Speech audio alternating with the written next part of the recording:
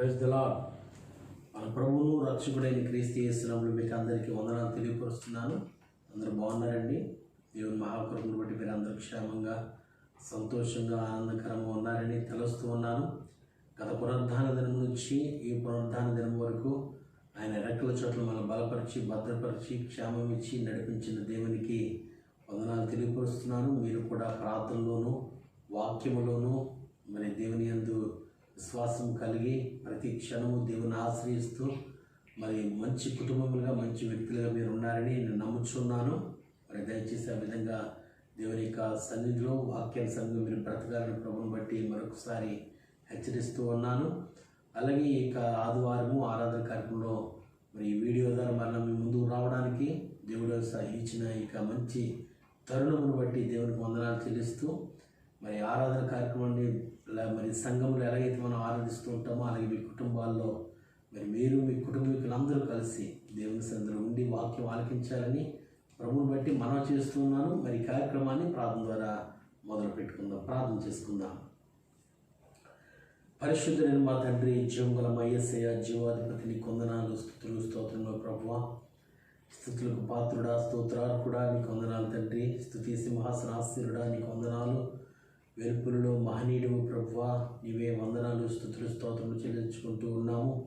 మా గరుడ, మా రక్షకుడా, మా కొరకు ఈ లోకములకు వచ్చి మా పాపమును, శాపమును భరించి మమ్మల్ని విడుదలపరిచిన మా విమోచకుడా నీకు వందనాలు చెల్లిస్తూ ఉన్నా ప్రభువా. నీ సన్నిధిలో మేమేమై ఉన్నామో అంతా నీ కృపను బట్టి, నీ కృపా కనికరతను బట్టి నీకు వందనాలు చెల్లిస్తూ ఈ సమయంలో నా ప్రభువా, నైనా నీకు ఈ చిన్న వీడియో ద్వారా ఆరాధిస్తూ నా ప్రభు నీ వాక్యం మేము ధ్యానిస్తూ ఉండగా ఎవరైతే ఈ కార్యక్రమం చూస్తూ ఉన్నారో వారిని, వారి కుటుంబాలను మీరు దీవించండి. వారందరినీ మీరు ఆశీర్వదించి వారి ప్రతి అవసరత తీర్చమని ఈ సమయంలో ప్రభావ మీరు మా మధ్యను మమ్మల్ని నడిపించవలసిన మనవి చేసుకుంటూ దీవించమని మమ్మల్ని మేముగా మీ చేతులకి సమర్పించుకుంటూ యేసు పరిశుద్ధ నామములో అడుగుచున్నాము తండ్రి, ఆమేన్. ఈ సమయంలో మరి పాస్టర్ గారు కొద్దిగా వాక్యముల నుంచి మాటలు ధ్యానించి హెచ్చరించి అలాగే ఆరాధనలో మనం నడిపిస్తున్నారు. Praise the lord. ప్రభునందు ప్రియమైన సహోదరి సహోదరులందరికీ కూడా ప్రభువైన యేసుక్రీస్తు నామమున పేరిట శుభాల వందనాలు తెలియజేస్తూ ఉన్నాను. అందరు బాగున్నారా? మరి గడిచిన వారం నుండి ఈ వారం వరకు, ఈ పునరుద్ధాన దినం వరకు దేవుడు తన రెక్కల చాటున మనందరినీ భద్రపరిచి మరి మనకిచ్చిన ఈ యొక్క దినాన్ని బట్టి మరొకసారి దేవునికి వందనాలు చెల్లిస్తూ ఉన్నాను. మరి అదే విధముగా ప్రతి వారం ఈ యొక్క వీడియో ద్వారా, ఆన్లైన్ సర్వీస్ ద్వారా మేము ముందుకు రావడానికి దేవుడు చూపించినటువంటి మహాకృపను బట్టి మరొకసారి దేవునికి వందనాలు చెల్లిస్తూ ఉన్నాను. మరి ఈ సమయంలో కొద్ది నిమిషాలు వాక్యంలో నుండి కొన్ని మాటలు మనం నేర్చుకున్న తర్వాత ఆరాధనలోనికి మనం అందరూ వెళ్దాము. దయచేసి ఆదివారం ఆరాధన ఏ విధంగా అయితే చేస్తామో మరి మీరు ఇళ్లలో ఉన్నప్పటికీ మరి మీ యొక్క గృహాలలో నుండే మీ కుటుంబ సభ్యులంతా ఒక చోటకు చేరి మరి మేము ప్రార్థన చేసినప్పుడు మాతో ఏకీభవించి ఆరాధన చేసినప్పుడు పాటలు పాడుతూ ఉన్నప్పుడు మరి అందరూ మీరు మాతో కలిసి ఏకీభవించి మీ గ్రంథాన్ని చేతపట్టుకుని వాక్యాన్ని శ్రద్ధతో వినాలని మనవి చేస్తూ ఉన్నాను. మరి ఈ సమయంలో దావీదు రాసినటువంటి 39వ కీర్తన 4వ వచనాన్ని చూద్దాం. యెహోవా నా అంతము ఎట్లుండునో, నా దినముల ప్రమాణము ఎంతైనది నాకు తెలుపుము. నా ఆయువు ఎంత అల్పమైనదో నేను తెలుసుకొని కోరుచున్నాను. ఇక్కడ దావీదు రాసినటువంటి ఈ కీర్తనలో ఈ యొక్క మాటలు ఏం సూచిస్తున్నాయంటే దావీదు దేవునికి ప్రార్థన చేస్తున్నట్టుగా మనం చూస్తూ ఉన్నాం. ప్రార్థన అనేది మనందరికీ కూడా అలవాటే కదండి. ప్రతిరోజు మనం ప్రార్థన చేస్తూ ఉంటాం. అయితే ఇక్కడ దావీదు చేసే ప్రార్థన ఎలాగుందంటే, యెహోవా నా అంతము ఎట్లుండినది, నా దినముల ప్రమాణం ఎంతైంది నాకు తెలుపుము అని ప్రార్థన చేస్తున్నాడు. మనము ప్రార్థన చేస్తాము కానీ మరి మన అంతము గురించి లేకపోతే మన తర్వాత జీవితం గురించి కాదు, కానీ ప్రస్తుత పరిస్థితుల్లో మనకి ఏది కావాలో ఎక్కువగా ప్రార్థన చేస్తూ ఉంటాం. ప్రార్థన అందరూ చేస్తారు, అయితే ఎవరికి ఏది అవసరమో ఎక్కువగా అడుగుతూ ఉంటాం. అయితే అడగడం తప్పని నేను అనడం లేదు, కానీ ప్రార్థన చేస్తూ ఉన్నప్పుడు ఆ యొక్క ప్రార్థనలో ద్వారా పొందుకుంటూ ఉన్నాం అనేక విషయాలు మనం, మంచిదే. అయితే మరి ఇక్కడ దావీదుని చూసినట్లయితే నా అంతము ఎట్లున్నది అంటే ఆయన యొక్క మరణం గురించి కాదు కానీ తన ఆధ్యాత్మిక జీవితం గురించే ప్రార్థన చేస్తున్నట్లుగా మనం గమనిస్తూ ఉన్నాం. శారీరక సంబంధమైనటువంటి అంతం గురించి దావీదు అక్కడ అడగట్లేదు కానీ దేవుణ్ణి మరి ఆ యొక్క ఆధ్యాత్మిక జీవితం గురించి, తర్వాత తన అంతం అయిన తర్వాత ఉన్నటువంటి ఆ నెక్స్ట్ లైఫ్ గురించి దేవుని సన్నిధిలో ప్రార్థన చేస్తున్నట్లుగా చూస్తూ ఉన్నాం. ఇక్కడ దావీదును ఒకసారి మనం జ్ఞాపకం చేసుకున్నట్లయితే దావీదు గొర్రెల కాపరిగా తన జీవితాన్ని ప్రారంభించాడు. ఇది మనందరికీ తెలిసిన విషయమే కదండి. మరి గొర్రెల కాపరిగా ఉంటూ మరి దేవుని అనేక సార్లు మరి కీర్తనలో రాయడం, దేవుని స్తుతించడం, ఆరాధించడం, అలా దేవునికి దగ్గరగా ఉన్నటువంటి భయభక్తులు కలిగినటువంటి దావీదుని దేవుడు చూసినప్పుడు తన హృదయానుసారమైన వ్యక్తిగా దేవునికి కనిపించి మరి నేను కోరుకున్నవాడు ఇతడే అని చెప్పి దావీదుని అభిషేకించడం జరుగుతూ ఉంది.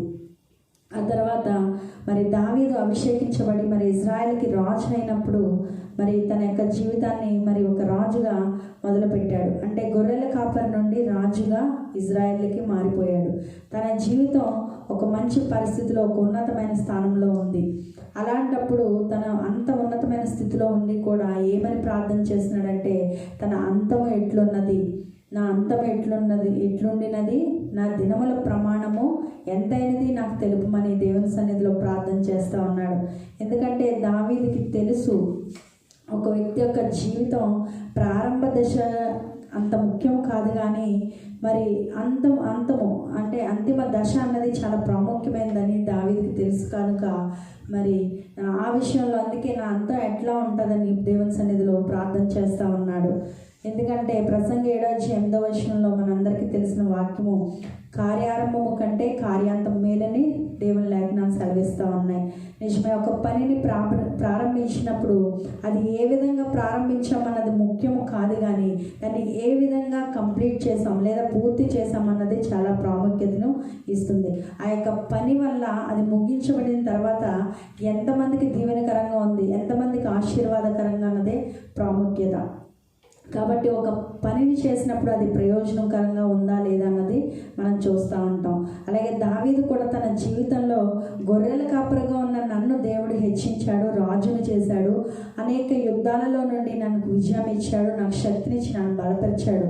అయితే ఈ పరిస్థితిలో నేను నా చివరికి నా అంతం అంటే నేను చనిపోయేసరికి నా ఆధ్యాత్మిక స్థితి ఏ విధంగా ఉంటుందని దేవుని సన్నిధిలో తాను చెక్ చేసుకుంటున్నట్లుగా చూస్తూ ఉన్నాం. ఎందుకంటే మరణించడం అన్నది ప్రతి ఒక్కరికి తప్పదు. అయితే మానవుని మరణము ఎంత అల్పమైనదో దావీదుకి తెలుసు. మరి కింద వచనంలో చూసినట్లయితే అదే 39వ కీర్తన 6వ వచనంలో, మనుష్యులు వట్టి నీడ వంటి వారే తిరుగులాడుదురు, వారు తొందరపడుట గాలికే కదా, వారు ధనము కూర్చుకొందురు కానీ అది ఎవరికి చేజిక్కునో వారికి తెలియదు. మనుషులు ఎలా ఉన్నారటండి? నీడ వంటి వారిగా ఉన్నారట. వాళ్ళు తొందరపడతారు కానీ అది గాలికే కదా. మరి ధనము సమకూర్చుకుంటారు కానీ అది ఎవరికి చేజిక్కునో ఎవరికి తెలియను. ఈ లోకంలో మనం అందరం కూడా మరి ఎంతో ప్రయాసపడి కష్టపడి అనేక వాటి కొరకు పొందుకోవడం కొరకు ప్రయాసపడుతూ ఉంటాం. మరి ధనము సంపాదించాలనో లేకపోతే కొంతమంది పేరు ప్రఖ్యాతులు సంపాదించాలి, కొంతమందికి అధికారం సంపాదించాలని ఉంటుంది, కొంతమందికి మరి మేడలు మిద్దులు సంపాదించాలని ఉంటుంది. అలా ఒక్కొక్కరికి ఒక్కొక్క రకాలుగా మరి ఏదో ఒక ఉన్నతమైన స్థానంలో ఉండాలని ఉంటుంది కదండి. అవన్నీ సంపాదిస్తాం కానీ చివరికి మనం మరణించినప్పుడు మనతో ఏది కూడా తిరిగి తీసుకుని వెళ్ళలేము. ఇది అందరికీ తెలిసిన విషయమే. అయితే ఇక్కడ దావీదు అంటా ఉన్నాడు, మనుష్యులు వట్టి నీడ వంటి వారు. నీడ ఏ విధంగా అయితే వెంటనే ఒక వైపు నుంచి ఒక వైపుకి ఎలా వెళ్ళిపోతుందో, ఎంత ఫాస్ట్గా వెళ్ళిపోతుందో మనిషి జీవితం కూడా అంతే అల్పమైంది. ప్రస్తుత దినాల్లో మనం అదే చూస్తూ ఉన్నాం. మరి కరోనా వైరస్ వల్ల అనేక మంది మరి చనిపోతూ ఉన్నారు. అంతేకాదు అప్పటి వరకు చక్కగా తిరుగుతున్న వ్యక్తులు సడన్గా ఏమైపోతున్నారంటే క్వారంటైన్స్లోకి వెళ్ళిపోతున్నాడు. ఎంతో భయంకరమైన పరిస్థితిని వారు అనుభవిస్తూ ఉన్నారు. మరి ఈ వారంలో చూసినట్లయితే వైజాగ్లో మనం చూసాము, మరి ఇక ఎల్జీ పాలిమర్స్ కంపెనీ నుంచి ఒక గ్యాస్ రిలీజ్ అయినప్పుడు అది విషపూరితమైన వాయువు అవ్వడం వల్ల మరి అది పీల్చినటువంటి వ్యక్తులు అప్పటికప్పుడు వారి పరిస్థితి మారిపోయింది. నడుస్తున్నటువంటి వ్యక్తులు అప్పటికప్పుడు అపస్మారక స్థితిలోనికి వెళ్ళిపోయినట్లు మనం చూస్తూ ఉన్నాం. మనం అందరం చూసాం. ఇంచుమించు ప్రతి ఒక్కరు కూడా సోషల్ మీడియా ద్వారా కావచ్చు, కావచ్చు, లేదంటే న్యూస్ ఛానల్స్ ద్వారా కావచ్చు, ఆ యొక్క విషయాలను, ఆ యొక్క పరిస్థితులను, ఆ యొక్క వీడియోస్ని చూస్తూ ఉంటే మన హృదయాలు ఎంతో ఆందోళనకు గురైంది కదండి. మరి నిజమే, ఇలాంటి చాలా అల్పమైంది మనిషి జీవితం. ఎప్పుడు ఏ రకంగా ఎప్పుడు మనం మరణిస్తామో, ఎప్పుడు మన జీవితం ముగియబడుతుందో ఎవ్వరికీ కూడా తెలియదు. అయితే ఇంత అల్పులమైన దేవుడు మన పట్ల ఎంతో కృపను, ప్రేమను, దయను కలిగి ఉన్నాడు. దావీదు అదే జ్ఞాపకం చేసుకుంటూ, నా అంతం ఎప్పుడవుతుందో నాకు తెలియదు, నా దినాల ప్రమాణం ఎంత ఉంటుందో నాకు తెలియదు అని చెప్పి దేవుని సన్నిధిలో ఎందుకు అడుగుతున్నాడు అంటే అవన్నీ మరి అప్పటికి నేను కూడా ఇలాగే ఉండాలని, ఆధ్యాత్మిక జీవితంలో ఎదగాలని కోరుకుంటూ ఉన్నాడు. అపోస్తుడైన పౌలు గలతీ సంఘానికి పత్రిక రాస్తూ అక్కడ ఒక మాట అంటాడు. గలతీకి రాసిన పత్రిక 3వ అధ్యాయము 3వ వచనంలో ఒక మాట ఉంటుంది. ఏమనంటే, మొదట ఆత్మానుసారముగా ఆరంభించి ఇప్పుడు శరీరానుసారముగా పరిపూర్ణులవుదురా. ఎలా ఉందండి? మొదట ఆత్మానుసారంగా ప్రారంభించి శరీరానుసారముగా పరిపూర్ణులవుదురా. చాలామంది ఆత్మానుసారంగానే ప్రారంభిస్తారు జీవితాన్ని. మరి బాప్తీసం తీసుకున్న కొత్తల్లో మంచిగా దేవునితో సహవాసం కలిగి ఉంటారు. రాను రాను రాను రాను ఏమైపోతుందంటే భక్తి వదిలి వెళ్ళిపోతూ ఉంటారు. శరీర సంబంధమైన క్రియల మీద, శరీరానుసారమైన మనస్సు మీద వారు దృష్టి పెట్టడం వల్ల మరి అందులో పరిపూర్ణులు అవుతారు, కానీ ఆత్మలో పరిపూర్ణులు కాలేకపోతారు. అయితే దావీదు ఇక్కడ ప్రార్థన చేస్తున్నాడు, నా అంతము ఎట్లున్నది, నా యొక్క దినముల ప్రమాణము ఎంతైనది నాకు తెలుపుము. ఎంత అల్పమైందో, నా యొక్క ఆయుష్ ఎంత అల్పమైందో నేను తెలుసుకోవాలనుకుంటున్నాను చెప్పి దేవుని సన్నిధిలో ప్రార్థన చేస్తున్నాడు. ఈ మాటలు వింటున్నా నా ప్రియ సహోదరి, సహోదరుడా, నీవు కూడా మరి ఇప్పటి వరకు ఆత్మలో పరిపూర్ణంగా ఎదగలేదేమో, మరి శరీరానుసారంగా అభివృద్ధి చెందుతున్నావేమో, కానీ ఆత్మానుసారంగా అభివృద్ధి చెందకపోతే, దేవునితో సరైన సంబంధం నీకు లేకపోతే, నువ్వు మరణించిన తర్వాత మరి మరణం ఏ విధంగానే రావచ్చు, కానీ మరణము తర్వాత ఉన్న లైఫ్ ఉన్నటువంటి ప్రాముఖ్యతను నువ్వు గుర్తించగలిగితే, మరి ఈ రోజు నుంచే నువ్వు ఒక కొత్త జీవితాన్ని మొదలు పెట్టగలిగితే దేవుని రాజ్యంలో తప్పకుండా ఉండగలవు. కనుక ఈ యొక్క 39వ కీర్తన 4వ వచనం ద్వారా మరి దావీదు తన అంతము గురించి కూడా దేవుని సన్నిధిలో ప్రార్థన చేస్తూ ఉన్నాడు. మనము కూడా మన అంతం ఏమవుతుందో మనకు తెలియదు కనుక ఎప్పుడు కూడా సిద్ధపాటు కలిగి దేవుని సన్నిధిలో మనం ఉండాలి. ఎందుకంటే మరి దేవుని లేఖనాలు సెలవిస్తూ ఉన్న ఎఫెసీ పత్రికలో, దినములు చెడ్డవి గనుక సమయమును పోనీయక సద్వినియోగం చేసుకొనుచు అజ్ఞానుల వలె కాక జ్ఞానుల వలె నడుచుకుండాలి. నిజమే, దినములు ఎంతో భయంకరమైనవి, చెడ్డవి మనం చూస్తూనే ఉన్నాం. ఇలాంటి సమయాల్లో మనం ఏం చేయాలండి? సమయాన్ని పోనివ్వక సద్వినియోగం, ఎంతో సమయాన్ని వృధాగా గడిపేస్తూ ఉంటాం. మరి అటువంటి సమయాన్ని అంతటిని కూడా సద్వినియోగం చేసుకుంటూ అజ్ఞానుల వలె కాక జ్ఞానుల వలె. నిజమే, సమయాన్ని వృధా చేసుకునే వాళ్ళంతా ఏమైపోతారండి? అజ్ఞానులు అయిపోతారు. ఆ విధంగా కాకుండా మనం సమయాన్ని సద్వినియోగం చేసుకుని దేవుని కొరకు ఆ సమయాన్ని వెచ్చించగలిగితే, దేవుని కొరకు ఆ సమయాన్ని నువ్వు ఉంచుకోగలిగితే, మరి ఆయన సన్నిధిలో బలపడగలిగితే ఖచ్చితంగా నువ్వు నిత్య రాజ్యాన్ని స్వతంత్రించుకోగలవు. కాబట్టి సమయాన్ని పోనీ ఒక సద్వినియోగం చేసుకుంటూ సిద్ధపడాలని మరి మనవి చేస్తూ, అటువంటి కృపలో మీరందరూ వర్ధిల్లాలని, మరి దావీదు ఏ విధంగా అయితే తన అంతం వరకు యథార్థంగా ఉండాలని ఆశపడుతున్నాడో, మరి మనము కూడా మన అంతం వరకు ప్రభువా నీ సన్నిధిలో యథార్థంగా నడుచుకోవడానికి నాకు సహాయం చేయి, నీ సన్నిధిలో నేను ఎప్పటికీ కూడా నేను విడిచిపెట్టని వాడగా ఉండడానికి సహాయం చేయని చెప్పి ఆయన సహాయం కొరకు ఎదురు చూస్తూ ఇంకనూ మీరు ఆత్మలో వర్ధిల్లినట్లు ఉండాలని మరి మనవి చేస్తూ నా ఈ మాటలు ముగిస్తూ ఉన్నాను. దేవుడు మిమ్మల్ని దీవించును గాక. మరి ఈ సమయంలో కొద్ది నిమిషాలు మరి అందరికీ వచ్చిన పాట అండి, ఆరాధనగా నీ కృప లేనిచో ఒక్క క్షణమైన నేను నిన్నువచ్చాను ప్రభా అని పాట పాడుతూ దేవనామాన్ని మహింపడుతూ అందరం కూడా కలిసి పాడదాం. నీ కృప లేనిచో ఒక క్షణమైనను నేను నిలువజాలను ప్రభు, నీ కృప లేనిచో ఒక క్షణమైనను నేను నిలువజాలను ప్రభు. ప్రతి క్షణం కనుపాపలా నన్ను కాయుచున్న దేవుడా, ప్రతి క్షణం కనుపాపలా నన్ను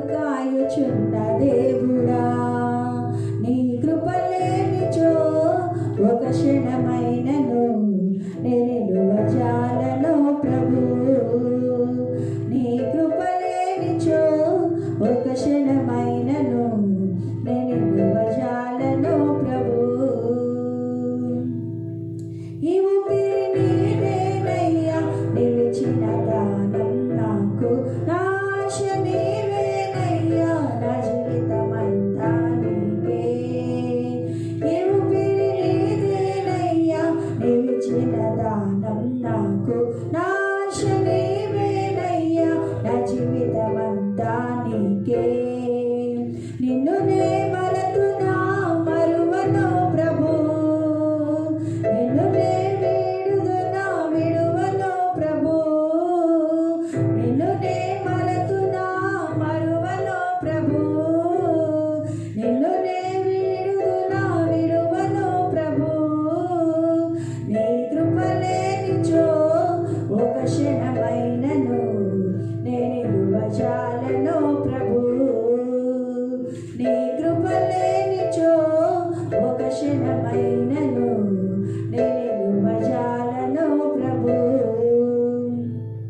ఐశ్వర్యమంతా నీవే ఉంచినావు, నీ దయ నాపై, నీ దయ లేనిచో నాపై ఉందునా ఈ క్షణమునకై.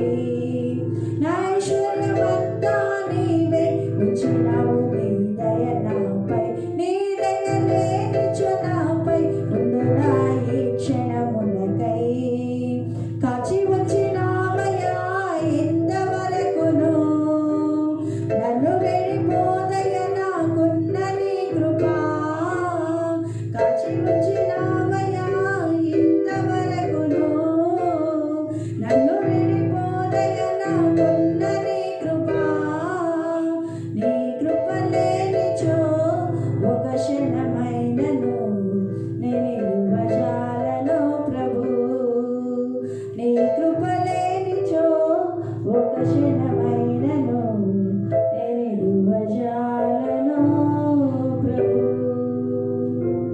దయచేసి అందరూ రెండు చేతులు ఎత్తి కొద్ది నిమిషాలు మన కళ్ళు మూసుకుందాం. ఆయన మాత్రమే చూస్తూ ఆయన సన్నిధిని అనుభవిద్దామండి.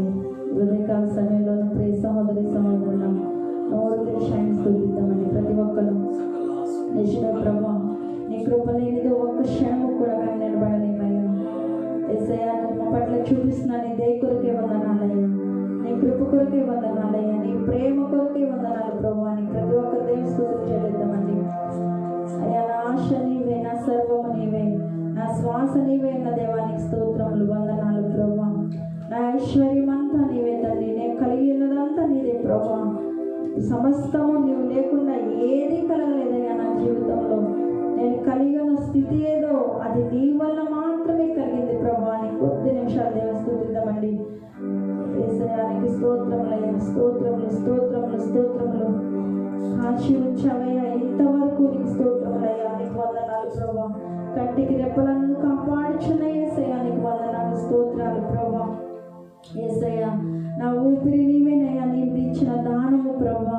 ఇది నీవు ఇచ్చిన దానమే తండ్రి ప్రభా. ఈ క్షణము వరకు సజీవ లెక్కలో ఉన్నానంటే, ఒక ఊపిరిని పీల్చుకోగలుగుతున్నానంటే, శ్వాస ఇంకా ఉందంటే అది కేవలం నీ వల్ల మాత్రమే ప్రభా అని ఆయన మనసారా స్తుతిద్దామండి. యేసయ్యా, నా స్తుతుల మూలమున ప్రభువా నాయన నీ నామం ఘనపరచబడాలయ్యా. అయ్యా, మా యొక్క స్తుతి ఒక ఆరాధన ధూపం వల్ల నీ సన్నిధికి చేరాలి ప్రభా. ఇంపైన సువాసనగా చేరాలి ప్రభా. నీకు స్తోత్రములయ్యా. హృదయపూర్వకంగా ఎవరైతే నోరు తెరిచి దేవుని స్తుతిస్తారో ఆ స్తుతులను దేవుడు అంగీకరిస్తూ ఉన్నాడండి. ఈ సమయంలో ప్రతి ఒక్కరు నోరు తెరుద్దాం, మౌనంగా ఉండవద్దు. ప్రతి ఒక్కరు హల్లెలూయా, స్తోత్రం స్తోత్రం స్తోత్రం స్తోత్రం. ఓ తండ్రి నీకు వందనాలు ప్రభా. పరిశుద్ధాత్ముడా నీకు స్తోత్రములైన వందనాలు వందనాలు ప్రభా. యేసయ్యా నీకే వందనాలు ప్రభా. నీకు స్తోత్రం తండ్రి. హల్లెలూయా హల్లెలూయా, స్తుతి నాయన, స్తోత్రం తండ్రి. హల్లెలూయా హల్లెలూయా. మహిమ ఘనతకు అర్హుడవు నీవే తండ్రి. నీకు స్తోత్రములయ్యా, నీకు వందనాలు. హల్లెలూయా హల్లెలూయా. నా ఐశ్వర్యమంతా నీవే ఉంచినావు, నీ దయ నాపై, నీ దయ లేనిచో నాపై ఉందునా ఈ క్షణమునకై. నా ఐశ్వర్యమంతా నీవే ఉంచినావు, నీ దయ నాపై, నీ దయ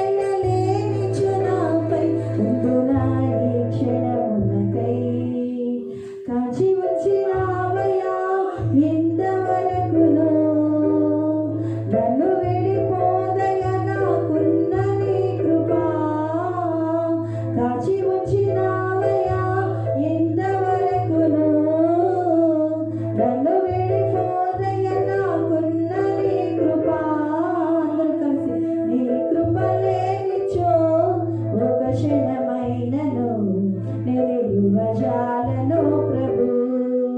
నీ కృప లేనిచో ఒక క్షణమైనను నిలువజాలను ప్రభు.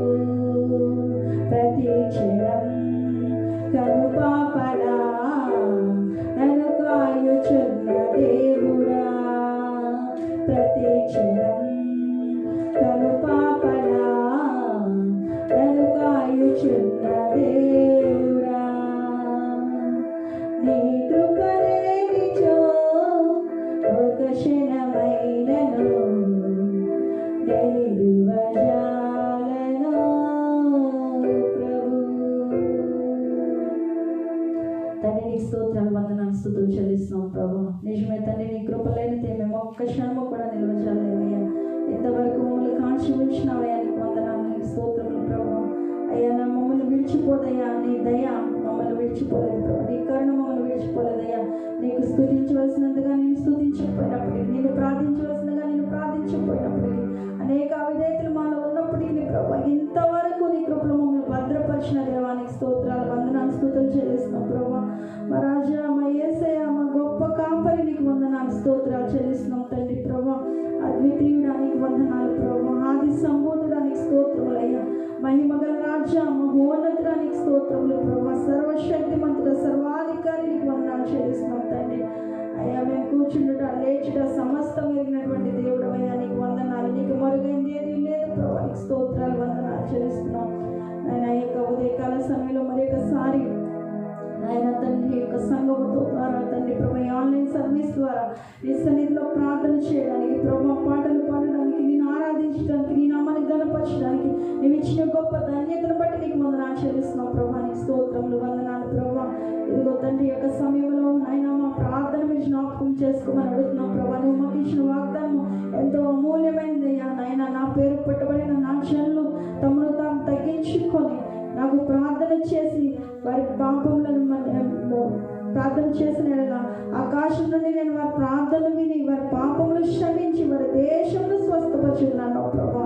నీకు స్తోత్రములు తండ్రి. నీ యొక్క వాగ్దానాన్ని మేము ఎత్తిపెట్టి ప్రార్థన చేసినప్పుడు ప్రభా మా జీవితంలో నెరవేర్చమని అడుగుతున్నాం. నీ యొక్క కరోనా వైరస్ నుంచి మాకు దూరం చేయమని అడుగుతున్నాం ప్రభా.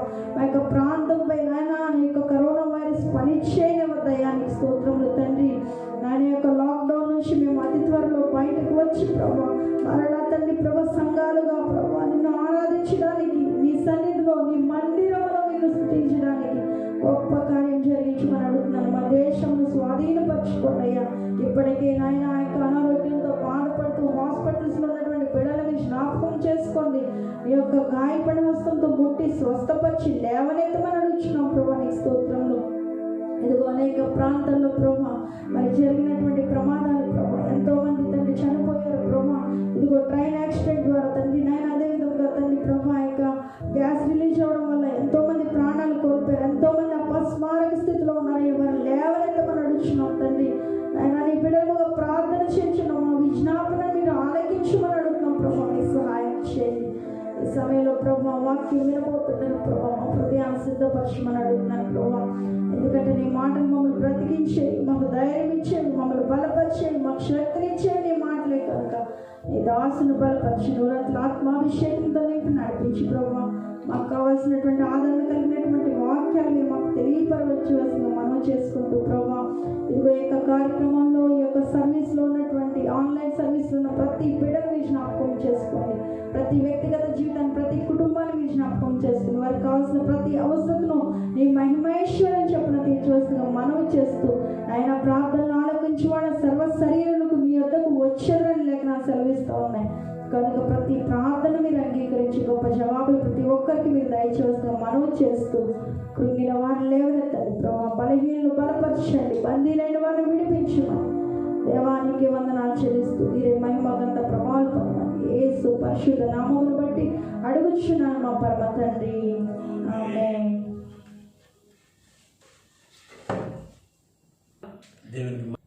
దేవునికి మహిమ కలుగును గాక. చక్కగా మంచి మాటలతోనూ అలాగే చక్కని పాటతో దేవుని నామాన్ని మహిమపరచడానికి ఇచ్చిన మంచి సమయాన్ని బట్టి దేవునికి స్తోత్రం చెల్లిస్తూ ఉన్నాం. నేటి ధ్యాన నిమిత్తమై పరిశుద్ధ గ్రంథములో నుండి రాజుల 2వ గ్రంథము 4వ అధ్యాయము మొదటి 3 వచనాలు జ్ఞాపకం చేసుకుందాం. అంతటా ప్రవక్తల శిష్యుల్లో ఒకని భార్య, నీ దాసుడైన నా పెనిమిటి చనిపోయెను, అతడు యెహోవా యందు భక్తి గలవాడి ఉండినని నీకు తెలిసే ఉన్నది. ఇప్పుడు అప్పులవాడు నా 2 కుమారులు తనకు దాసులుగా ఉండుటకై వారిని పట్టుకుని పోవుటకు వచ్చి ఉన్నాడని ఎలీషాకు మొరపెట్టగా, ఎలీషా, నా వలన నీకేమీ కావలను, నీ ఇంటిలో ఏమి ఉన్నదో అది నాకు తెలియజెప్పమనెను. అందుకు ఆమె, నీ దాసురాలైన నా ఇంటిలో నూనె కొండ ఒకటి ఉన్నది, అది తప్ప మరేమీ లేదనెను. ప్రియమైన దేవుని బిడ్డలారా, ప్రవక్తల కాలంలో ఎలీషా దగ్గర శిష్యులు చాలామంది ఉండేవారు. ఆ శిష్యుల్లో ఒకడు తన కుటుంబము, తన పరిస్థితి, తన జీవిత విధానం గురించి ఈరోజు మనం ధ్యానించుకుంటూ ఉన్నాం. ఆ యొక్క ప్రవక్తల శిష్యుల్లో ఎలీషా దగ్గర పనిచేసే ఒక శిష్యుడు చనిపోయి అతను చాలా భక్తి కలిగిన వాడుగా జీవించాడు. దేవుని యందు భయభక్తులు కలిగి జీవంగా దేవుని వైపు చూస్తూ విశ్వాసం కలిగిన వాడై మంచి పరిపూర్ణమైన జీవితంలో గడిపి, అంతేకాకుండా వ్యక్తిగత జీవితంలో భయభక్తులు కలిగి ఉన్నాడు.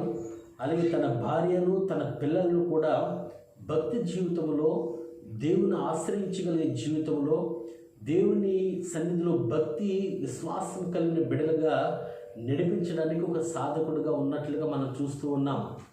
ఏ విధంగా చేతనైతేనే అతను చనిపోయిన తర్వాత అక్కడ అప్పుల వారు వచ్చి ఆ యొక్క పిల్లల్ని తీసుకుని, అంటే తన బ్రతుకుండగా కొన్ని అప్పులు చేసినప్పుడు అది తీర్చలేని పరిస్థితిలో చనిపోయిన తర్వాత అప్పుల వారు వచ్చి ఆ యొక్క బిడ్డను తీసుకుని వెళ్ళిపోయి బానిసలుగా తీసుకోవడానికి సిద్ధపడుతున్న సమయంలో ఈ యొక్క తన భార్య అయినటువంటి ఆ యొక్క స్త్రీ సేవకుడైనటువంటి ఎలీషా దగ్గరకు వచ్చి మొరపెడుతూ ఉంది. అక్కడ ఒక మాట చెప్తుంది, ఏమంటుందంటే, అతడు యెహోవా యందు భక్తి గలవాడి ఉండేనని నీకు తెలిసే ఉన్నది. అంటే నా పెళ్ళిడు చనిపోయాడు, నా భర్త చనిపోయాడు, అతను యెహోవా యందు భక్తి కలిగిన వాడై ఉన్నాడని నీకు తెలుసు అనే మాట అక్కడ తెలియపరచబడుతుంది. అవును ప్రియులారా, భక్తి జీవితము చాలా శ్రేష్టమైన జీవితము. భక్తి లేనివాడు భక్తిలో దేవుని యొక్క సన్నిధిలో దేనికి కూడా నిర్లక్ష్య వైఖరితో వారు ఉంటూ ఉంటారు. భక్తి కలిగిన జీవితము దేవుని యందు భయభక్తులు కలిగి ధైర్యం కలిగి ఉండడానికి దోహదపడుతూ ఉంటుంది. అయితే ఈ యొక్క భక్తుడైనటువంటి ఈ యొక్క శిష్యుడు ఏం కలిగి ఉన్నాడంటే భక్తి కలిగిన జీవితం కలిగి ఉన్నాడు. భక్తి కలిగిన తన వ్యక్తిగత జీవితంలో భక్తి కలిగి ఉన్నాడు. అంతేకాకుండా తన భార్యను, తన పిల్లలను కూడా భక్తిలో నడిపిస్తున్నట్లుగా మనం చూస్తున్నాం. ఆ యొక్క భక్తి ఎవరిని పూజిస్తున్నాడు అని ఆలోచిస్తే జీవంగల దేవుడైనటువంటి యెహోవాను ఆశ్రయించి భక్తిపరుడుగా తన జీవిత విధానం అంతా కూడా కొనసాగిస్తూ విశ్వాసం కలిగిన వాడై ముందుకు సాగుతున్నట్లుగా మనం చూస్తూ ఉన్నాం. భక్తి జీవితము ధైర్యమనిస్తుంది. భక్తి జీవితము ఏ దేవుడైతే నువ్వు ఆరాధిస్తున్నావో, ఈ యొక్క వ్యక్తి ఏ దేవుని చేతిలో అయితే ఉన్నాడో, ఏ దేవుని యొక్క సన్నిధిని ఆరాధించే గురువైనటువంటి ఎలీషా అందులో ఉన్నాడో, ఆ జీవంగల దేవుడైన యెహోవాను ఆశ్రయిస్తూ యెహోవా సన్నిధిలో భక్తి కలిగిన వాడిగా మనం చూస్తూ ఉన్నాం. అటువంటి భక్తి జీవితము ఈరోజు మనకు కూడా అవసరము. బైబిల్ గ్రంథంలో చాలామందిని చూసినప్పుడు చాలామంది భక్తి పరులను మనం చూడగలుగుతూ ఉంటాం. భక్తిని ఆశ్రయించి ధైర్యం కలిగిన వారు, భక్తిని ఆశ్రయించి దేవుని ఘనపరిచిన వారు, దేవుని యొక్క సన్నిధిలో ధైర్యంగా ఉన్న వారిని కూడా చాలా విషయాల్లో మనం చూస్తూ ఉంటాం. ఈరోజు మీకు అందరికీ తెలిసిన ఒక ప్రాముఖ్యమైన వ్యక్తిని మనము జ్ఞాపకం చేసుకుందాం. దానియేలు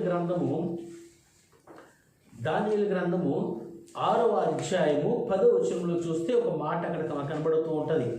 ఇట్టి శాసనము సంతకము చేయబడనని దానియేలు తెలుసుకునను.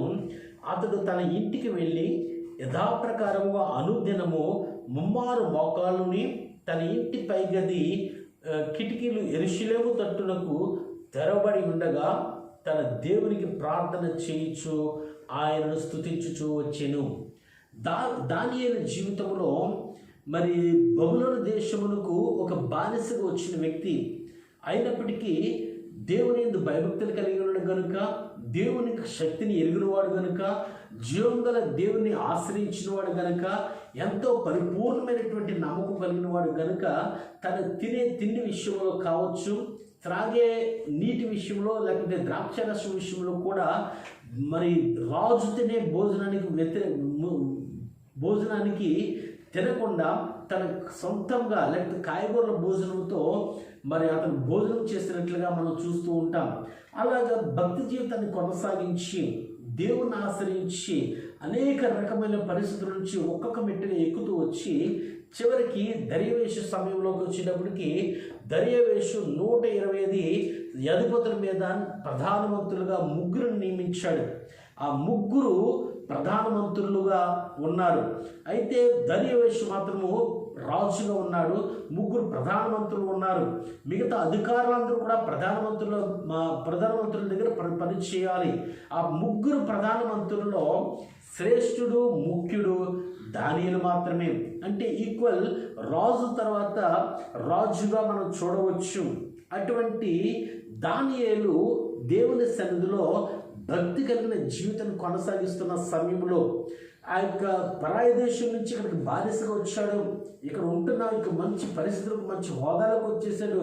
మనం అందరము కూడా దానియేలు తర్వాత వారమైపోయామని అందరూ కుట్ర పన్ని మిగతా ఇద్దరు ప్రధానులతోనూ అలాగే మిగతా అధికారులు అందరూ కూడా పన్నాగం పన్ని దానియేలులో ఏదైనా లోపం ఉంటుందేమో కనిపెట్టి చూసినప్పుడు ఎక్కడ ఏ పరిస్థితుల్లో ప్రధానమంత్రిగా ఉన్నప్పుడు కానీ లేకపోతే మిగతా పరిస్థితులు కానీ వ్యక్తిగత జీవితంలో కానీ ఎక్కడ ఏ లోపము కనిపించకపోయేటప్పటికీ వారు ఏం చేయాలో అర్థం కాలేదు.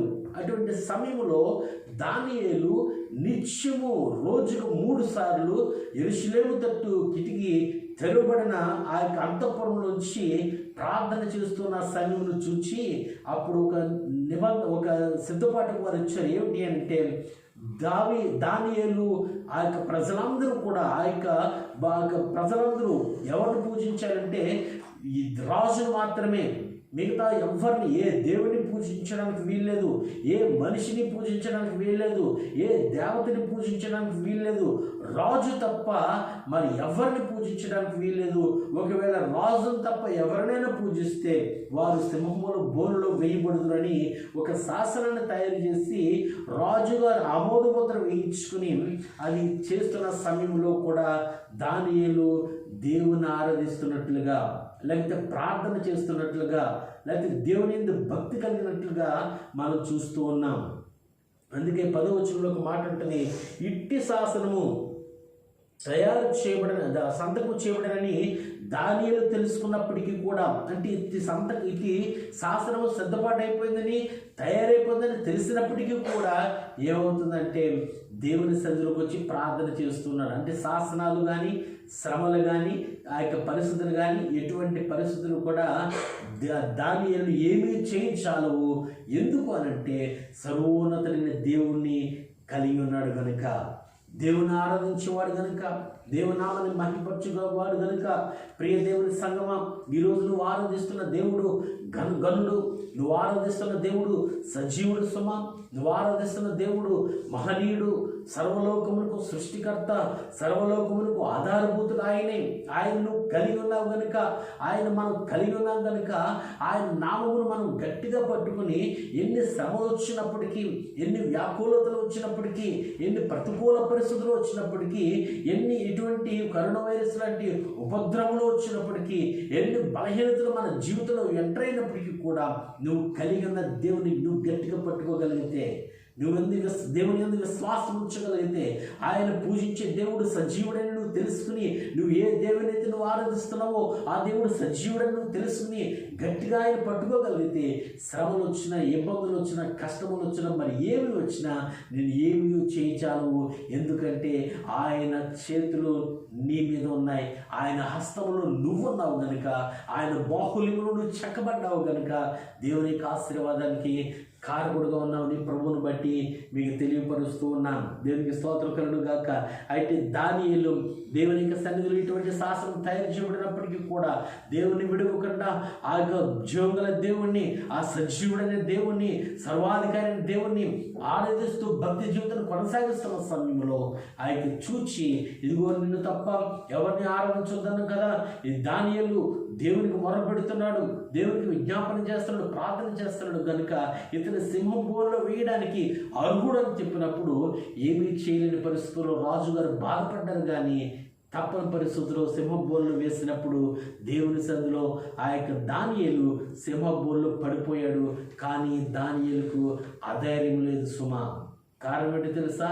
దేవుని యందు భయభక్తులు కలిగిన వాడు కనుక, దేవుని యందు భక్తి జీవితాన్ని కొనసాగించేవాడు కనుక, దేవుని మీద ఆధారపడిన వాడు కనుక, ఏ దేవుని అయితే ఆరాధిస్తున్నాడో ఆ దేవుడు సజీవుడు కనుక, ఆ దేవుడి సింహం బోన్ నుంచి కూడా రక్షించగలిగే సమర్థుడు అని తెలుసుకున్నవాడు కనుక సింహం బోన్లో వెళ్ళడానికి కూడా వెనుకాడలేదు, భయపడలేదు. దేవునికి స్తోత్రం కలుగును గాక. అందుకే దేవుని యొక్క వాక్యం అంటుంది, యెహోవా యందు, సామెతల గ్రంథము 14:26 చూస్తే ఒక మాట ఉంటుంది, యెహోవా యందు భయభక్తులు కలిగిన వాడు బహుధైర్యముగా ఉండును.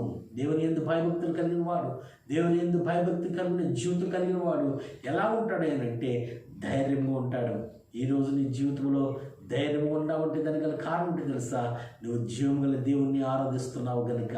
అందుకే యోగ గ్రంథంలో ఒక మాట ఉంటుంది, నీ భక్తి నీకు ధైర్యం పుట్టింపదా. భక్తి చేయని జీవితము ధైర్యము ఉండదండి. భక్తి కలిగిన జీవితం ఏ భక్తి పడితే ఆ భక్తి చేస్తే కాదు. కానీ జీవం గల దేవుడు, నీ కొరకు ప్రాణం పెట్టినవాడు, నీ సజీవుడైన దేవుడు, నీ కొరకు మరలా తిరిగి రానయ్యున్నవాడు, ఆ యొక్క సజీవుడైన యేసయ్యను నమ్ముకుంటే, ఆ యేసయ్య సన్నిధిలో విశ్వాసం కలిగిన వాడు, ఆ జీవం గల దేవుడిని నువ్వు ఆశ్రయించి ధైర్యం ఉండగలిగితే, ఆయన యందు భక్తి జీవితాన్ని కొనసాగించగలిగితే, ఆయన జీవితంలో ఆయనను ఆశ్రయించినప్పుడు నీ జీవితానికి ఏం కలుగుతుందంటే ధైర్యం అనేది నీ జీవితానికి ఉంది.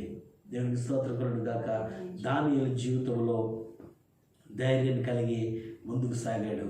ఇదిగో ఈ యొక్క భక్తిపరుడైనటువంటి మరలా రాజుల 2వ గ్రంథము 4వ అధ్యాయము మరి ఈ మాటలోకి వచ్చినప్పుడు ఆ యొక్క భక్తి కలిగిన జీవితంలో ఆ స్త్రీ తన భర్త గురించి చెప్తూ ఉంది.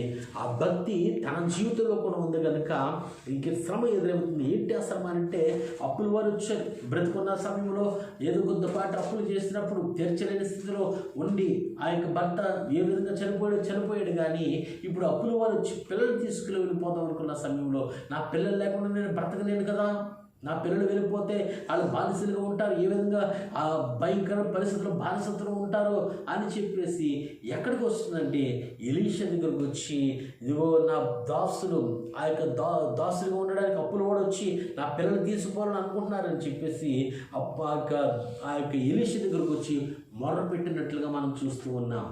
ప్రియమైన దేవుని బిడ్డలారా, మరి అప్పులు వాడు వచ్చినప్పుడు ఇంకొకరి దగ్గరికి వెళ్ళి అప్పు చేసి ఇచ్చేయచ్చు కదా, కానీ వెళ్ళలేదు. ఎక్కడికి వెళ్తుందంటే దేవుని సన్నిధికి వెళుతూ ఉంది. శ్రమ వచ్చినప్పుడు దేవుని ఆశ్రయించడం నేర్చుకుంది. ప్రియమైన దేవుని బిడ్డలారా, అదే భక్తి జీవితము. మొట్టమొదట తన భర్త భక్తిపరుడుగా ఉన్నాడు. రెండోదిగా తన భార్యకు పిల్లలకు భక్తి జీవితాన్ని నేర్పించాడు. అతను మరణం అయిపోయిన తర్వాత శ్రమ కష్టములు వారి జీవితంలో ఎదురైనప్పుడు వారు దేవుని ఆశ్రయించారు. అదే భక్తి జీవితానికి సాదృశ్యము. దేవుని ఆశ్రయించిన వారు ఎప్పుడు కూడా సిగ్గుపడలేదండి. దేవుని ఆశ్రయించిన వారు ఎప్పుడు కూడా వృధా పడలేదు. వారి జీవితంలో భంగపాటు కలగలేదు. ఎందుకంటే దేవుని ఆశ్రయించినప్పుడు వారికి సమాధానం ఇచ్చాడు. వారిని ఆశ్రయించినప్పుడు వారిని దీవించినట్లుగా మనం చూస్తూ ఉన్నాం. మరి బైబిల్ గ్రంథంలో చాలామంది రాజులు, అధికారులు, గొప్పవారు, ఉన్నతమైన వారు కూడా ఎవరిని ఆశ్రయించారో తెలుసా? దేవుని ఆశ్రయించినప్పుడు వారి జీవితంలో జయ జీవితం కలిగినట్లుగా మనం చూస్తూ ఉన్నాం. ఉదాహరణకు మరి దినవృత్తాంతముల 2వ గ్రంథము 20వ అధ్యాయము 12వ వచనంలో చూస్తే ఒక మాట కనుక కనబడుతుంది. దానికంటే ముందుగా 1వ వచనం చూసినప్పుడు, ఇది అయిన తర్వాత మోయాబీలను, అమ్మోనీయులను, మోయానీయులను కొందరు దండెత్తి యెహోషాపాతు మీదకి వచ్చింది. అంటే మోయాబీలు, అమ్మోనీయులు ఎవరి మీదకి వచ్చారంటే యెహోషాపాతు మీదకి యుద్ధానికి వచ్చారు. యుద్ధానికి వచ్చినప్పుడు వారు శత్రువులు సైన్యములతో, ఉన్నతమైన బలములతో, యుద్ధ ఆయుధములతో, మహా ఉపకరణములతో వారి మీదకి ఆ యొక్క యెహోషాపాతు మీదకి యుద్ధానికి వచ్చినప్పుడు యెహోషాపాతు దేవుని మీద ఆధారపడినట్లుగా మనం చూస్తూ ఉన్నాం. అతను చేస్తున్న ప్రార్థన 12వ వచనంలో చాలా శ్రేష్టమైన ప్రార్థన అక్కడ కనబడుతుందండి. మా దేవా, నీవు వారికి తీర్పు తీర్చవా? మా మీదకు వచ్చి ఈ గొప్ప సైన్యంతో యుద్ధము చేయుటకును మాకు శక్తి చాలదు, ఏమి చేయుటకును మాకు తోచదు, నీవే మాకు దిక్కు అని ప్రార్థన చేసెను. ప్రభువా, నీవు తప్ప మాకు ఆధారమేమి లేదయ్యా. నీవే మా పట్ల యుద్ధం చేయాలి ప్రభువా. మా పక్షం యుద్ధం చేయవాడు నీవే. మీకు సమస్యల నుంచి మాకు జయం ఇచ్చేవాడు నీవే ప్రభువా. ఈ సమస్యల నుంచి మాకు విజయం ఈ ప్రభువా అని దేవుని ఆశ్రయించిన యెహోషాపాతు వెంటనే దేవుడు ఏమన్నాడు తెలుసా? రేపు యుద్ధాన్ని వెళ్ళిపోతే ఎలా వెళ్ళిపోవడం తెలుసా? యుద్ధాయుధాలతోటి లేకపోతే బాణాలతోటి వెళ్ళిపోవడం కాదు, కానీ దేవుని ఆరాధిస్తూ వెళ్ళు, విజయం నీకు ఇస్తారని చెప్పేసి దేవుడు అక్కడ నడిపించినట్లుగా మనం చూస్తున్నాం. దేవుని వారు ఆరాధిస్తూ మరి పెద్ద పెద్ద కేకలు వేస్తూ దేవుని నామని గణపరుస్తున్న సమయంలో వారి పట్ల యుద్ధము చేసి శత్రువులకు అపజయము దేవుని మీద ఆధారపడిన యెహోషాపాతుకు వారి సైన్యమునకును జయమును సమకూర్చిన గొప్ప దేవుడు. దేవునికి స్తోత్రం కలుగును గాక. ప్రియ దేవుని సంగమా, నువ్వు దేవుని యందు నీ కష్టకాలంలో, నీ శ్రమ కాలంలో, నీ వేదనలో, నీ బలహీనతల్లో, నీ ప్రతికూల సమయంలో దేవుని మీద ఆధారపడుతున్నావా? ఏ కష్టం వచ్చినప్పుడు ఆ కష్టానికి తగిన ఆ యొక్క సమస్యకు పరిష్కారము మనుషుల వైపు చూస్తున్నామేమో, లేకపోతే బంధుమిత్రాల వైపు చూస్తున్నామేమో, రక్త సంబంధుల వైపు చూస్తున్నామేమో, స్నేహితుల వైపు చూస్తున్నామేమో. మర్చిపోకు సుమా, వారి వలన నీకు క్షేమం కలుగుతుందో లేదో, లేదా ఆ సమస్యకు పరిష్కారం దొరుకుతుందో లేదో నాకు తెలియదు, కానీ నువ్వు జీవం గల దేవుని ఆశ్రయిస్తే ఖచ్చితంగా నీ సమస్యకు పరిష్కారం దొరుకుతూ ఉంటుంది. నీ జీవితంలో జయం జరుగుతూ ఉంటుంది. నీ జీవితంలో విజయము జరుగుతూ ఉంటుంది. ఎందుకో తెలుసా? ఈ స్త్రీ అప్పుల వాడు వచ్చి తన బిడ్డను తీసుకుని పోతున్న సమయంలో ఎలీషా దగ్గరకు వచ్చి, ప్రభువా, నా యొక్క యజమానుడా, నా ఏలువాడా అని చెప్పి మొరపెడుతూ, ఇదిగో నా సమస్య ఇది, దీనికి పరిష్కారము నువ్వే చేయాలని దేవుని ఆశ్రయించినట్లుగా, జీవం గల దేవుణ్ణి ఆశ్రయిస్తున్నట్లుగా ఎలీషాను ఆశ్రయించినప్పుడు ఎలీషా మాట్లాడుతున్నాడు, అమ్మా, నా వలన నీకేమి కావాలను, నీ ఇంట్లో ఏమున్నదో అది నాకు తెలియజెప్పమనను, నీ ఇంట్లో ఏముందో నాకు తెలియచెప్పు అంటే ఆమె అంటుంది, నా ఇంటిలో ఒక నూనె కుండ తప్ప మరి ఏమీ లేదని చెప్తున్నాను. ఏముంది? నూనె కుండ తప్ప మరి ఏమీ లేదు. నూనె పరిశుద్ధతకు, అలాగే వాక్యానికి, ప్రార్థనకు సాదృశ్యము. ప్రేమ దేవుని బిడ్డలారా, ఆ యొక్క కుటుంబంలో, ఈ చిన్న కుటుంబంలో మనం తెలుసుకోవాల్సింది ఏంటంటే భక్తి కలిగిన కుటుంబము, రెండవది దేవుని ఆశ్రయించిన కుటుంబము, మూడవది వారి జీవితంలో ఉన్నది ఏంటో తెలుసా? వాక్యము, ప్రార్థన, దేవునితో సహవాసము. ఈరోజు మనం జ్ఞాపకం చేసుకుంటే నీ జీవితంలో ఏముంది అని పరిశీలించుకుంటే, దేవుని ఆశ్రయిస్తున్నావా? దేవునామాన్ని ఘనపరుస్తున్నావా? నీ జీవితంలో ఏముందో ఒకసారి పరిశీలించుకుంటున్నావా? నూనె ఉందని చెప్పగానే ఎలీషా అంటున్నాడు, నూనె కుండ ఉందా? సరే అయితే ఆల్ రైట్ అని చెప్పేసి, నీ దగ్గర ఎన్ని ఆ ఖాళీ పాత్రలు ఉన్నాయో, ఒట్టి పాత్రలు ఉన్నాయో అవన్నీ తీసారంటుంటే, కొన్ని పాత్రలు ఆ ఇంట్లో ఉన్న కొన్ని పాత్రలు ఏవైతే ఉన్నాయో అవన్నీ తెచ్చిపెట్టింది. ఈయన ఇంకేమిలేవా, వెళ్ళి మీరు తల వైపు వెళ్ళిపోయి ఆ యొక్క పాత్రలు ఇరుగు పొరుగు వారి దగ్గరికి వెళ్ళి ఇవ్వగలిగిన పాత్రలన్నీ తెచ్చేసుకోండి అని చెప్పినప్పుడు, ఆ ఊరంతా ఒక్కొక్కరు ముగ్గురు 3 వైపులకి వెళ్ళిపోయి ఆ యొక్క పాత్రలన్నీ తెచ్చి, ఈ పాత్రలు తప్ప ఇంకొక పాత్రలు అడగడానికి వారి దగ్గర ఏమీ లేవు, ఉన్న కాడికి వాళ్ళందరూ కూడా అన్ని పాత్రలు ఇచ్చేసారు. ఇదిగో పాత్రలు అని చెప్పినప్పుడు ఆ ఖాళీ పాత్రలను అక్కడ పెట్టగానే ఎలీషా అంటున్నాడు, ఆ నూనె కుండ ఎత్తి ఆ యొక్క గదిలో వెళ్ళిపోయి మొత్తం అన్నీ నింపాడు అంటాడు. దేవునికి స్తోత్రం కలుగును గాక. గదిలోకి వెళ్ళిపోయి వారి ప్రార్థనాపూర్వకంగా ఆ యొక్క ఖాళీ పాత్రలన్నీ నింపుతున్న సమయంలో అన్ని పాత్రలు నిండిపోయి చివరికి ఏ పాత్ర లేని సమయం ఇంకేమి లేవంటుంటే అక్కడితో అవి ఆగిపోయినాయి. అప్పుడు ఎలీషా, ప్రవక్త అయినటువంటి ఎలీషా అంటున్నాడు, ఇవి అన్నీ అప్పు తీర్చి మీరు హ్యాపీగా బ్రతకండి అని. దేవునికి స్తోత్రం కలుగును గాక. ప్రియమైన దేవుని బిడ్డలారా, దేవునికి సన్నిధిలో నూనె కుండ సాదృశ్యం అంటే తెలుసా? ప్రార్థన జీవితానికి, పరిశుద్ధతకు, దేవుని ఆశ్రయించడానికి సాదృశ్యము. అట్టి స్థితి నీ జీవితంలో కావాలి. దేవుని యొక్క సన్నిధిలో నీ కుటుంబం, నీ వ్యక్తిగత జీవితం ఎలా ఉందో పరిశీలించుకుందాం. భక్తి కలిగిన జీవితమైన నీ జీవితము, నీ కుటుంబం భక్తి కలిగిన కుటుంబమేనా? రెండవది మనం నేర్చుకోవాల్సిన పాఠం ఏంటి తెలుసా? నీ జీవితంలో, నీ కుటుంబంలో కష్టములు, శ్రమలు వచ్చినప్పుడు, ఇబ్బందులు వచ్చినప్పుడు, ప్రతికూల పరిస్థితులు వచ్చినప్పుడు దేవుని ఆశ్రయించే కుటుంబమేనా? దేవుని ఆశ్రయించగలిగే వ్యక్తిగత జీవితమేనా? మనం పరిశీలించుకుందాం. నీ ఇంట్లో ఏముంది, నీ కుటుంబంలో ఏముంది పరిశీలించుకుంటే, ప్రార్థన జీవితం నీ కుటుంబంలో ఉందా? దేవుని ఆశ్రయించగలిగే విశ్వాస జీవితంలో ఉందా? వాక్యానుసరమైన బ్రతుకు నీ జీవితంలో ఉందా? వాక్యం నీ హృదయంలో దాచుకుంటున్నావా? ఇవన్నీ మనం పరిశీలించుకుంటే దేవుని సన్నిధిలో మన జీవితాలు మనం కట్టుకుందాం. ఈ చిన్న కుటుంబంలో మనం నేర్చుకోవాల్సిన సత్యం ఏంటి తెలుసా? ప్రార్థన కలిగిన, భక్తి కలిగిన కుటుంబము, రెండవది దేవుని ఆశ్రయించిన కుటుంబము, మూడవది ప్రార్థన, వాక్యము, పరిశుద్ధత కలిగిన కుటుంబము. తద్వారా వారి అవసరతలు, వారి అక్కర్లు తీర్చబడ్డాయి. దేవునికి మహిమ కలిగిన కుటుంబముగా ఎవరికి చేయి చాపలేని పరిస్థితిలో వారు ఉన్నట్లుగా మనం చూస్తున్నాం. అందుకే దేవుని యొక్క వాక్యం చెప్తుంది, నీతిమంతుడు అప్పు ఇచ్చును కానీ చేయి చాపేవాడిగా ఉండడంటండి, అప్పు ఇచ్చేవాడిగా ఉంటాడట. అటువంటి పరిస్థితులు దేవునికి సన్నిధిలో మనం కలిగి, పరిశుద్ధత కలిగి దేవునికి సన్నిధిలో మనం ముందుకు సాగిపోదాం. ఆ యొక్క చిన్న కుటుంబం ద్వారా నేర్చుకోవాల్సిన సత్యములో మనం నేర్చుకుని మన వ్యక్తిగత జీవితమును, మన కుటుంబ జీవితాన్ని కట్టుకుని దేవునికి మహిమాత్మైన కుటుంబముగా, మహిమ కలిగిన సాక్షాత్మైన కుటుంబముగా మన కుటుంబాలు కట్టబడాలని ప్రభువుని బట్టి మనం చేస్తూ ఈ నా మాటలు ముగిస్తున్నాను. దేవుడిచ్చిన వాక్యాన్ని మనందరి కొరకు దీవించును గాక. ప్రార్థన చేసుకుందాం. ప్రభు సన్నిధిలో మోకరిద్దాం. పరిశుద్ధులైన మా తండ్రి, జీవం గల మా యేసయ్య, జీవాధిపతిని కొందనాలు ప్రభువా. సర్వమును ఎరిగిన సర్వాధికారివి, సకలాసుకు కారణభూతుడు నీవే తండ్రి. ఈ సమయంలో ప్రభువా నేను మరి రాజుల గ్రంథంలో నా తండ్రి, ఆనాటి కాలంలో ఎలీషా టైంలో నా ప్రభువా నీ యందు భయభక్తులు కలిగిన ఒక కుటుంబాన్ని మాకు తెలియపరచో తండ్రి. ఆ కుటుంబము భక్తి కలిగిన కుటుంబం అని, ఆ కుటుంబము నిన్ను ఆశ్రయించిన కుటుంబం అని, ఆ కుటుంబంలో ప్రార్థన, వాక్యము, పరిశుద్ధత కలిగిన కుటుంబం అని, తద్వారా వారి అవసరతలు, వారి అక్కర్లు తీర్చబడ్డాయని మాకు తెలియపరచో ప్రభువా. ఇదిగో నా తండ్రి, మేము కూడా భక్తి కలిగిన కుటుంబముగా, భక్తి కలిగిన వ్యక్తిగా, భక్తి కలిగిన కుటుంబముగా మా కుటుంబాలు మీరు కట్టండి ప్రభువానికి స్తోత్రములు.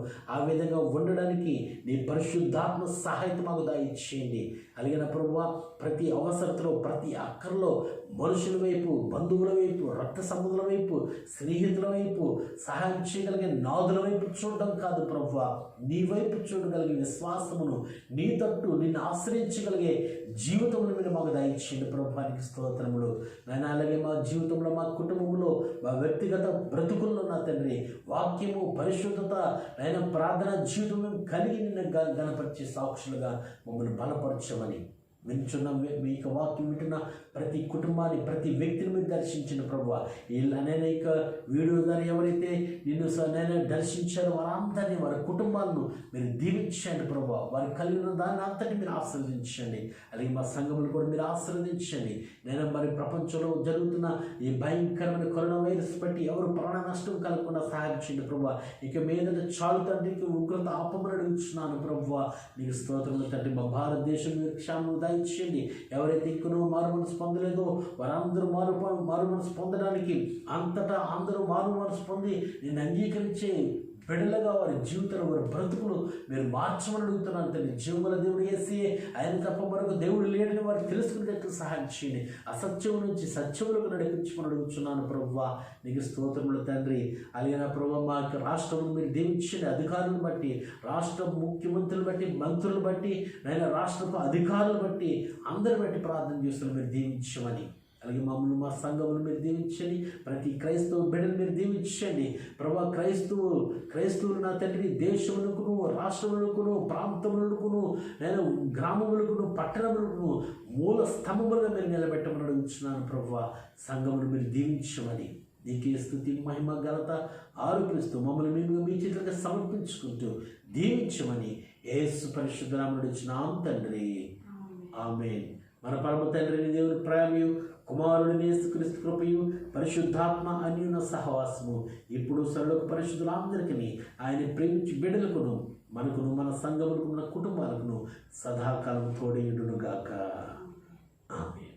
అందరికీ వందనాలండి. దేవుడు మిమ్మల్ని దీవించును గాక. మీరందరి గురించి మేము ప్రార్థన చేస్తున్నాం. మీరందరూ క్షేమంగా ఉండాలని, సంతోషంగా ఉండాలని, దేవుడిని కలిగి ఉండాలని, భయభక్తిని కలిగి ఉండాలని, ప్రార్థన కలిగి ఉండాలని. దయచేసి ప్రార్థన కలిగి ఉండండి, ధైర్యం కలిగి ఉండండి, విశ్వాసంతో దేవుడిని వెంబడించండి, వాక్యానుసారమైన జీవితాన్ని కలిగి జీవించండి. దేవుడు మిమ్మల్ని మీ కుటుంబాన్ని దీవించును గాక. మీరు మా గురించి కూడా ప్రార్థన చేయాలి ప్రభువుని బట్టి మనం చేస్తున్నాం. Thank you. God bless you.